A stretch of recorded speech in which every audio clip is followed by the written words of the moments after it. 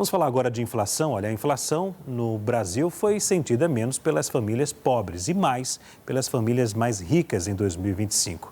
É o que mostram os dados do Instituto de Pesquisa Econômica Aplicada, o IPEA. O preço dos itens de consumo dos brasileiros com renda considerada muito baixa acumulou alta de 3,81%, enquanto no grupo formado pelas famílias de renda mais alta, a inflação alcançou 4,72%.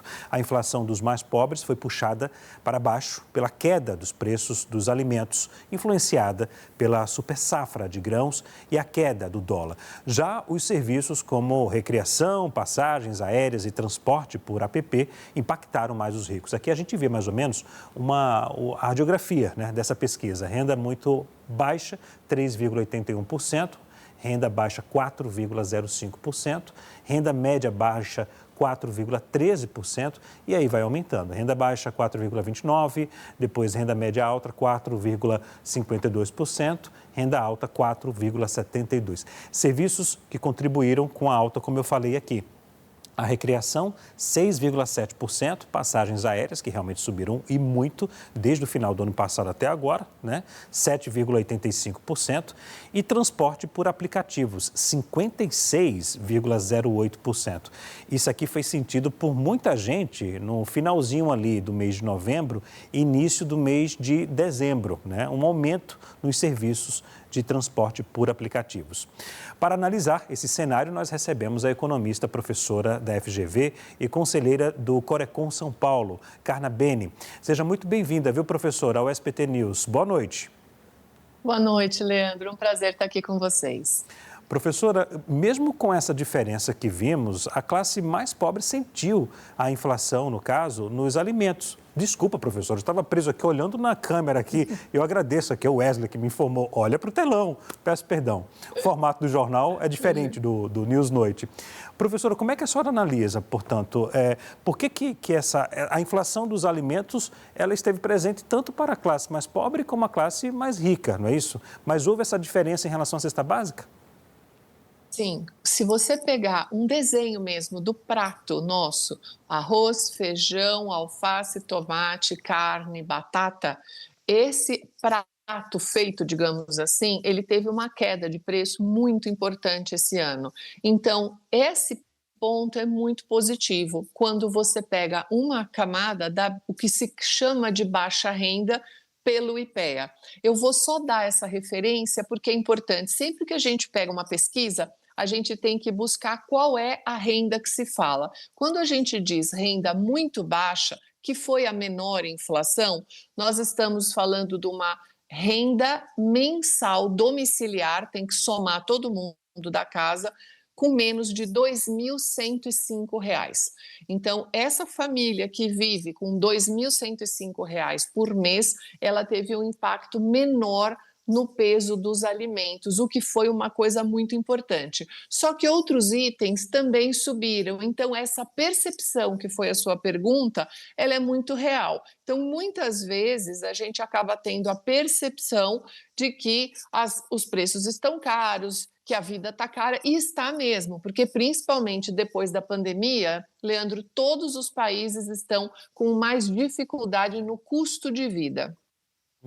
Ora, professora, já para quem utilizou aplicativo de transporte, viajou, sentiu alta nos preços, né? Houve um aumento também dos preços no finalzinho do mês de novembro para o mês de dezembro, né? Por isso que a inflação pesou aí para a classe média e para os mais ricos. Isso, a classe média alta, ela tem uma renda média mensal de 10.530 a 21.059. E o grupo que mais teve o peso é que ganha acima de R$ 21.000 por mês, para ficar mais fácil para a gente lembrar. Aí sim você vai ter o grande peso da parte dos aplicativos, que realmente eles subiram muito, então isso daí acabou dando um impacto. Quando a gente fala do IPCA, como um comparativo, o IPCA foi 4,26 no ano passado. Só que o IPCA, Leandro, ele tem um arco de renda de 1 a 40 salários mínimos, entra até passagem aérea. Por isso que a gente sempre precisa separar inflação de produtos e inflação de serviços. Quanto maior a renda, maior a utilização de serviços, por isso que o peso da inflação de serviços impactou quem ganha mais.